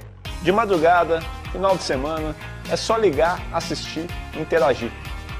Pois é, pela primeira vez na história do mercado financeiro, está no ar a TV exclusiva para traders, a Trader TV. Programação 24 horas por dia, sorteios de notebooks, cadeiras ergonomicamente projetadas para os traders, camisetas, canecas, além de muito conteúdo de qualidade para melhorar o teu operacional. Ultrapasse fronteiras e eleve a sua performance no trade de uma vez por todas.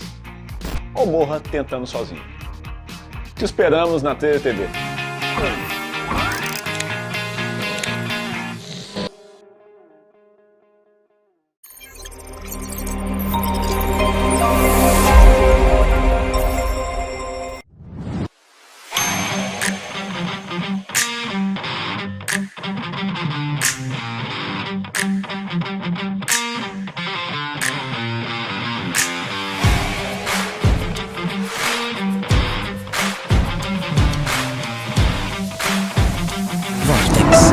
Beyond.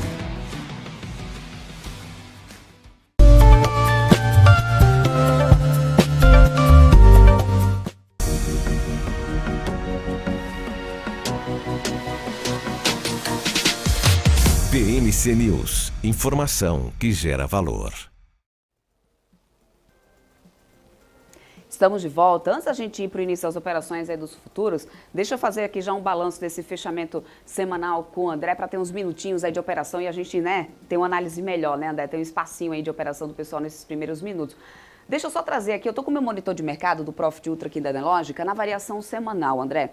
Eu estou percebendo aqui que a gente teve Dexco liderando altas na semana até agora, ainda tem esse pregão de sexta-feira, claro, é importante lembrar, mas até o momento é a Dexco 12,12%, a companhia teve resultado sendo divulgado, pode ter efeito aqui, né, de temporada de resultados. Na ponta negativa, a gente tem Via liderando perdas, né, 10,80% de queda, Via que também vai ter resultado para poder ser divulgado, mas as expectativas não são boas para a Via. Vamos começar por Via, o André Moraes. O setor de varejo já tem apanhado bastante. Ontem até começou o dia bem, eu até falei isso aqui antes de ir para o intervalo, na expectativa, né, de efeito positivo por causa dessa questão da Selic, juros mais baixos, né, mas enfim, não adiantou nada, devolveu tudo. Só que esse tipo, né, de atitude com os investidores com o setor de varejo, a gente já vê acontecer desde a época da pandemia, que ficou sempre aquela expectativa, não, agora vem a recuperação do setor, aí agora terminou o lockdown, agora vai vir, e parece que não veio nunca. Você tem essa mesma sensação?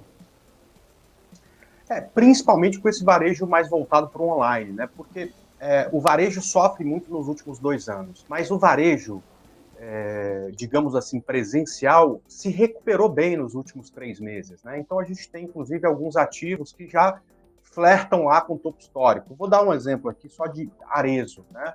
Então, a gente teve em Arezzo, né, uma subida forte do início de março até agora, e ela está a 23%, 24% do topo histórico. Ou seja, este varejo presencial até conseguiu uma recuperação boa. Agora, o varejo online, essas empresas voltadas para o varejo online, realmente continuam com grande sofrimento, né? Então, se a gente observar, né, ao mesmo tempo que Arezzo está a 23% do topo histórico, né, a gente tem Via a 1.078% do topo histórico, né? Então a gente se a gente for para Magalu, os números serão parecidos, né? Então essa parte do varejo, né, que tem força no online, realmente não conseguiu uma boa recuperação e não deixa sinais de que vai conseguir uma boa recuperação, né? Então a gente tem aí o papel, né, muito feio, sem tendência, né, tirando até um pouco do zoom, né, ele não consegue passar dessa região de 2,74, encontra suporte nesse 1,72, ou seja, tá bem lateral. Débora, você tem toda a razão, né?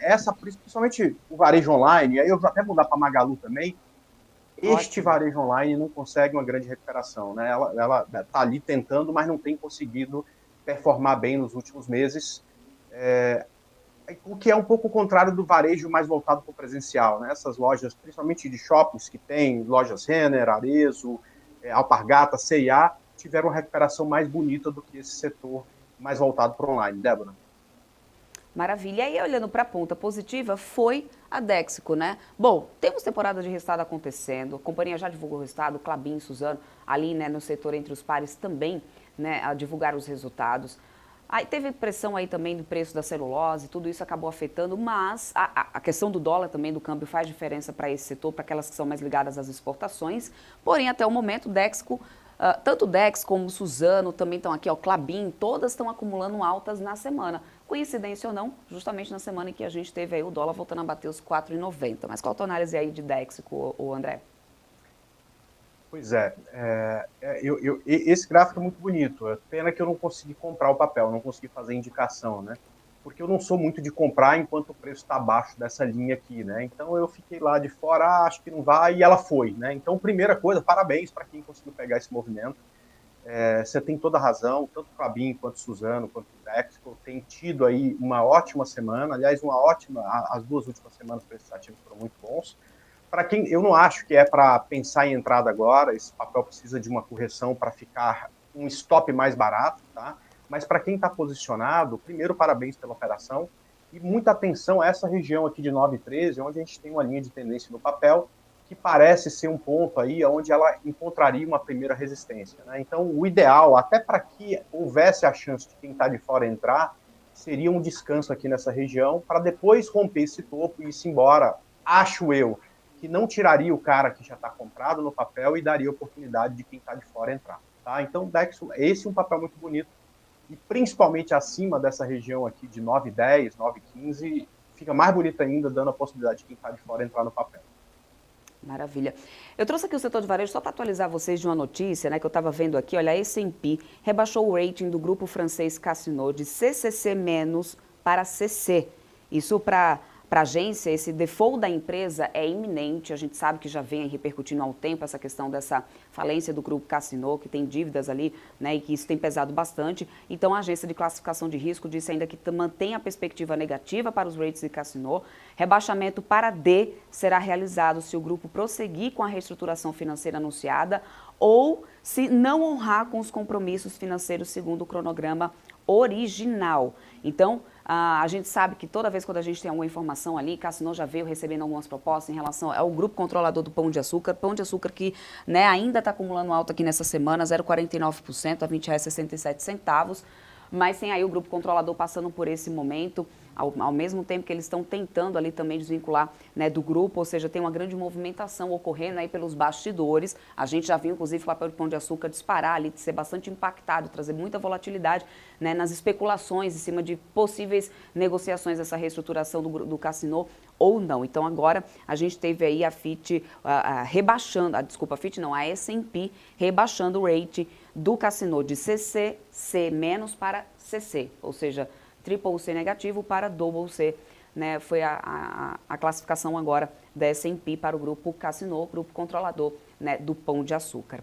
Ô André, agora sim, vamos dar uma analisada aí nessa abertura. Deixa eu só trazer aqui para o pessoal, vai. Índice futuro do Ibovespa, agora que a gente já está aqui uns minutinhos a mais de negociação, aparentemente 0,50 de queda que a gente tem aqui, mantendo 120 mil pontos nessa abertura. No dólar futuro, uma queda de 0,21% a 4,93. Segue então o dólar futuro na tendência de queda, 0,25 agora de queda, o índice futuro sobe. Vamos começar pelo IFUT, André? Vamos lá. Bom, continua o movimento de ontem, né? Quer dizer, se a gente imaginar que a máxima do dia ontem foi 123,190 e ele fechou aqui em 120 mil, por volta de 120.600, a gente está falando de uma queda do topo ao fechamento do dia de 2.500 pontos, né? Ele conseguiu, inclusive, Débora, abrir no 0 a 0, mas a partir daí vem perdendo força, né? Agora, como isso já é passado, eu entendo essa região como um excelente ponto de suporte, né? Então, se tem uma região, né, para que a gente consiga enxergar uma reação desse índice futuro nesses primeiros momentos, é exatamente nessa região, tá? Então, só deixando aqui numa cor diferenciada, para a gente dar a devida atenção, tá? Esse índice futuro parando de cair aqui nessa região e cruzando essa região de 120.280 para cima, eu entendo que pode mudar a sua direção, pelo menos por curto prazo, tá?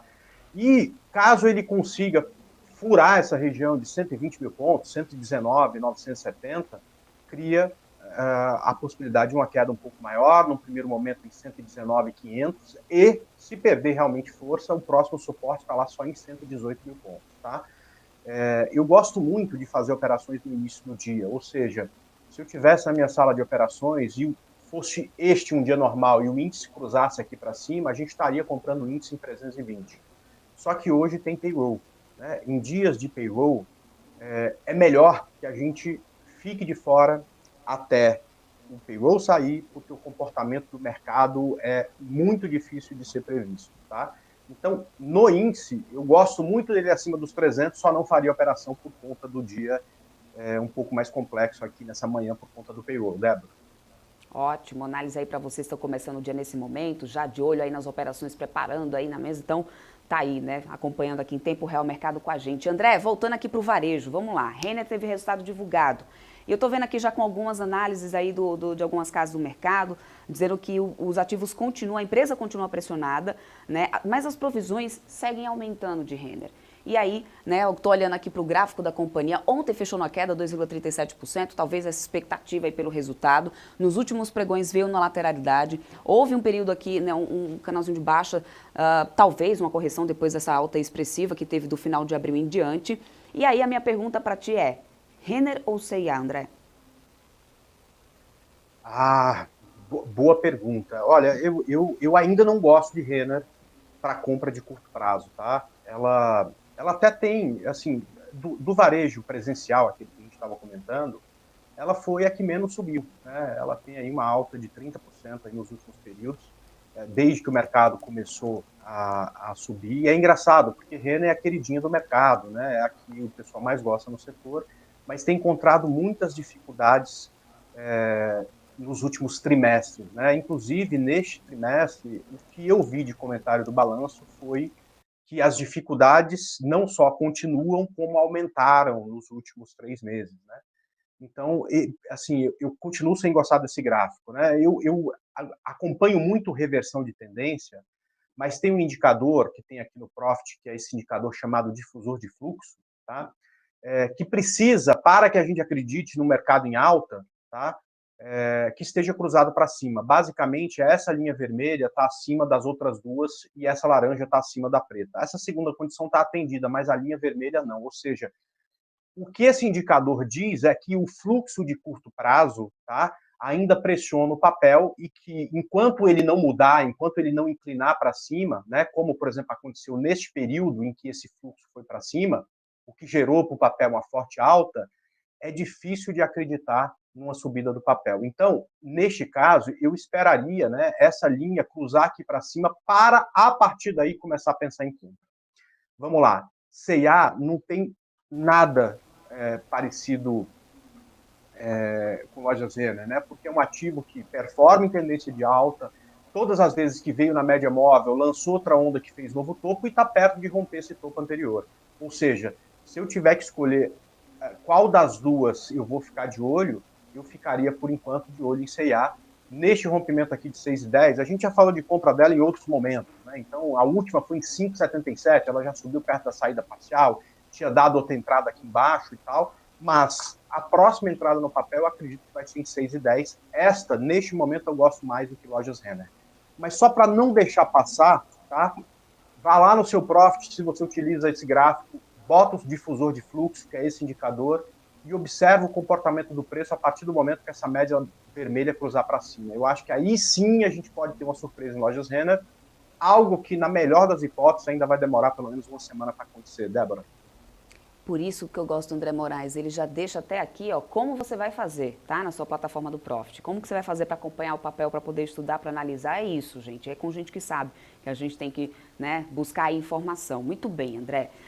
Ó, estamos já daqui a pouquinho chegando no final aqui da nossa programação, mas tem mais dois papéis aqui que eu quero análise antes de querer suas dicas aqui nessa sexta-feira, André. Embraer também teve resultado sendo divulgado. A empresa teve uma alta de 47% no volume total de entrega de aeronave em relação ao mesmo período do ano passado. 47 jagos foram entregues, 17 comerciais e 30 executivos. Existe ainda a prospecção da companhia para os próximos anos, né, de joint venture, fazendo carros ali, voadores, na região aqui do ABC de São Paulo. Os últimos 2 anos ali não foram interessantes para a Embraer, mas as prospecções da companhia, né, vinham sendo já anunciadas pela própria companhia desde o ano passado. Qual que é a tua análise aí do gráfico de Embraer, André? Legal. Eu gosto muito desse ativo. Não sei se é porque eu morei tanto tempo no Vale do Paraíba e a Embraer tem sede lá e a gente pega um pouco de chamego, né? E tem aquela coisa da ação preferida, né? Neste momento, eu gosto muito de Embraer para trades curtos, né? Eu tenho uma carteira chamada carteira volatilidade, em que Embraer sempre está lá. Está, inclusive, agora. Tá? A gente conseguiu pegar um pouco dessa subida que ela fez aqui nos últimos dias, mas são trades mais curtos. Tá? Para o swing trade, ou seja, para o que normalmente o cara que trabalha tem parte do tempo ocupado pela sua profissão, ou seja, a operação que este cara consegue fazer, eu, neste momento, não gosto muito desse gráfico, porque ele claramente está um gráfico lateral também, né? Ou seja, falta uma tendência para uma operação um pouquinho mais longa com o Embraer, tá? Mas eu gosto muito desse momento. Eu acho que é mais provável ela cutucar essa parte aqui de cima do que cutucar essa parte aqui de baixo, a não ser que o mercado colapse e comece a cair com força, tá? Então, entendo que se eu fosse obrigado a fazer uma operação, pensando em swing trade, seria de compra. Mas podendo ficar de fora por um tempo e só embarcar quando ela romper essa linha de tendência, quando ela romper estes pontos aqui que acabam segurando o papel, é melhor. Ou seja, compra para swing trade Embraer, eu entendo que fica mais interessante acima de 20,70, tá, Débora? Perfeito. Bom, e para a gente ir encerrando a análise aí em relação à temporada de resultados, né? Deixa eu trazer aqui a Fleury. Ontem o papel terminou em queda de 0,44%, a companhia divulgou o resultado aí, teve um lucro líquido de 117 milhões de reais segundo o trimestre, uma alta de 66,9% na comparação anual. O EBITDA também teve um avanço de 44%. Existem perspectivas ali, algumas casas, né, olhando um pouco mais para esse setor de saúde. Não sei se você também olha, acompanha, estaria ali acreditando num viés agora mais positivo para o setor, André, mas Fleury divulgou um resultado, aparentemente com números interessantes. Ontem fechou numa queda, vamos ver como é que vai responder hoje no mercado. Mas qual que é a tua análise? Eu não sei se você acompanha alguma outra, por gentileza, já traz esse call aqui para a gente, né? Para a gente aproveitar aqui nesse dia de operação, que temos ainda temporada de resultados acontecendo. Legal. Não, eu acho que neste momento o Fleury está muito interessante, tá?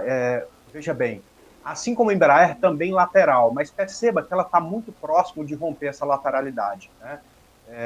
Portanto, eu consigo enxergar aí uma boa operação de swing trade de Fleury se ela conseguir superar essa máxima aqui que tem sido impeditivo dela de ir-se embora, né? Ela vem nessa região, perde força, vem nessa região, perde força. Terceira vez, quarta vez, quinta vez, quem sabe na sexta, já com balanço, né, conhecido, ela consiga romper esse ponto. E aí, por que eu gosto dela? Porque cria um alvo muito grande aqui para cima, né? O primeiro ponto de resistência do papel está 16% aqui para cima, que é uma linha de tendência que vem lá de trás, né, lá do topo histórico do papel. Ou seja, tem target para cima, tem alvo para cima. Então, desse papel eu gosto, tá? O stop seria 15,44 e aí saídas parciais para quem gosta de fazer em 15,60 e uma atenção especial para essa região dos 19, onde tem o primeiro ponto de resistência. Débora? Maravilha. Agora, André, eu quero aquele seu recado final, que eu sei que você sempre prepara aqui toda sexta-feira para os nossos telespectadores, né? Alguns papéis você já está ali acompanhando bastante para deixar aí o dedo no gatilho para o pessoal, inclusive nesse momento aqui do índice, que seria, até o Guga Almeida falou aqui essa semana para a gente, ficar no alerta, com o dedo no gatilho, né, que seria o mais importante. Legal. Eu vou falar de dois ativos, então, que eu estou acompanhando. O primeiro a gente já até entrou, mas ele não subiu tanto ontem, está muito perto do preço que a gente entrou, que é a Prio 3, tá? Eu gosto do setor de petróleo, estou sempre olhando para a Petrobras, e Prio 3 me chamou a atenção, também já soltou balanço, não tem nada a ver com essa briga aí de taxa de juros, enfim, então esse papel é um papel que no ponto que está eu gosto de uma compra. O meu stop está lá por volta de 44,40. Quer dizer, se eu tiver errado lá, eu admito que errei e saio da operação. Enxergo bons alvos aqui para cima, primeiro em R$50 e o segundo em R$55. Aliás, só para continuar no setor, também gosto bastante de 3R Petróleo. Tá? Ela conseguiu romper essa lateralização e agora está subindo de novo. Então, acima de 37,10 também acho esse papel muito bonito. E aí, Débora, um setor que eu adoro e faz muito tempo que eu não consigo comprar é esse varejo de Pão de Açúcar, Açaí, Carrefour, tá? Porque são gráficos complexos e boa parte desses ativos também não conseguiram uma boa recuperação nos últimos meses. Mas Açaí, acima dos 14, tá? Me chama bastante a atenção. Também, assim como lojas Renner, a gente está apostando numa reversão de tendência. Só que aquele indicador lá que eu falei já está cruzado para cima, ou seja, a linha de curto prazo está inclinada para cima, acima da linha de médio prazo, que é essa linha amarela, acima dessa linha longa, ou seja, o fluxo de curto, de médio e de longo prazo aponta para cima, né? Fica mais fácil do preço evoluir até onde a gente quer, tá? E eu quero que o preço evolua até a região de R$15 e se ele resolver subir de verdade, eu faria uma saída final aqui em R$16,90. A entrada acima dos 14 e um stop aqui por volta de R$13 nesta operação. Débora. Maravilha, André. Ótimo call aí para quem está começando o dia, começando as operações. Muito obrigada pela parceria, pela sua companhia aqui toda sexta-feira com a gente. Desejo aí uma ótima sexta-feira, bons negócios e a gente se vê aí lá para o finalzinho do mês, na minha volta. Beleza, boas férias, curta bastante. Obrigada. E até a volta. Tomara que a hora que você chegar aqui a gente já tenha rompido o topo histórico e ido embora. Pelo amor de Deus, né? Desejar isso pode, né? Aí, sabe o que vai acontecer? Vocês vão dizer assim, o problema era a Débora, vai lá e não volta mais. Ah, não sei não, viu? Sei não. Obrigada mesmo, André. Obrigada pela companhia e parceria de sempre. Até mais, a gente vai se falando. E eu sigo aqui, gente, de olho nesse mercado, de olho nessas operações aqui nos índices futuros do Ibovespa. A gente está aqui, ó, nesse momento com a queda de 0,51% no Infut, seguindo a mesma tendência que a gente já viu nessa quinta-feira, pós-Copom, né, em que a gente tinha muita gente eufórica ali no início do dia, a gente vai ter o Ibovespa disparando, não foi bem assim não, viu, gente? Aliás, Eduardo Boechat mandou muito bem aqui, né, no pre-market nessa quinta-feira, ele já tinha dado ali, ó, não vai ser, não acredito aí em disparada não, dólar para cima, e foi ali exatamente, tá vendo? Importante você estar aqui de olho no pre-market para ficar muito bem informado já para o longo do dia. O dólar hoje sim, tem aí uma queda, 0,22%, depois de ter subido bastante, batendo ali essa casa dos 4,90, que a gente já não via acontecer há algumas semanas, inclusive, né, mais de um mês, na verdade, que a gente já não via o dólar bater essa casa aqui dos 4,90. E aí a gente voltou para esse patamar, 4,93 agora para esse dólar futuro, que segue agora aqui numa queda de 0,22%.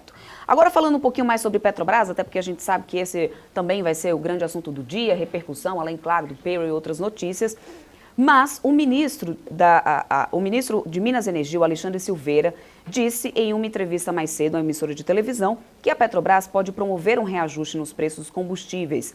Segundo ele, a estatal está no limite do preço marginal. Eu até separei aqui, né, o site da Bicom para a gente dar uma olhada aqui nessa questão da paridade.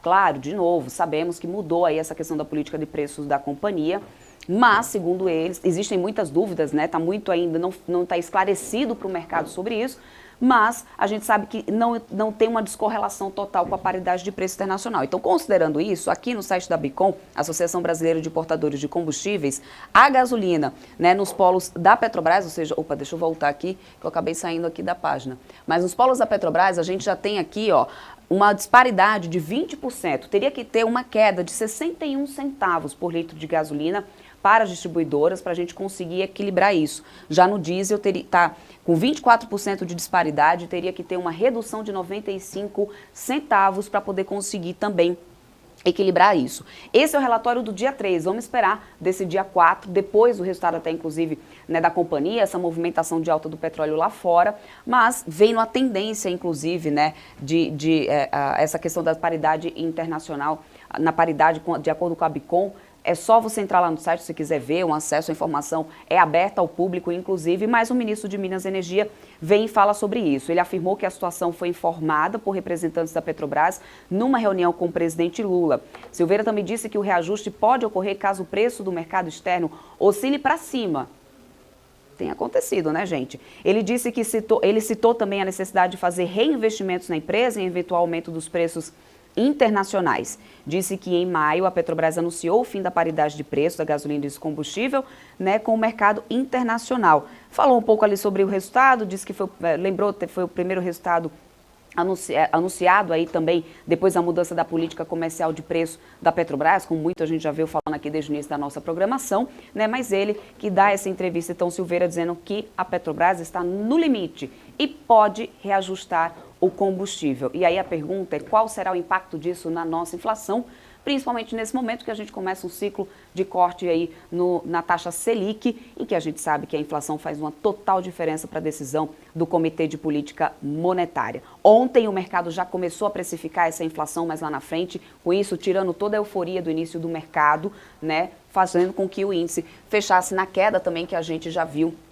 acontecer nessa quinta-feira. Agora que a gente já começa o dia também com o índice futuro, né, caindo e segue nessa tendência de queda, 0,48%, né, de queda agora para o índice futuro do Bovespa. Lá nos Estados Unidos a gente também tem operações ali opostas, mas muita expectativa pelo payroll que está sendo divulgado daqui a pouquinho aqui, né, faltou 3 minutinhos para ser divulgado, você vai acompanhar tudo na íntegra e toda a repercussão desse payroll, né, do que pode vir pela frente aí depois, né, dessa divulgação desse dado que é tão importante lá nos Estados Unidos, com a Paula Moraes e o Felipe Nascimento que estão chegando aí no BMC News ao vivo, já vai trazer essa informação em primeira mão para vocês, já todas as informações e repercussões disso com os especialistas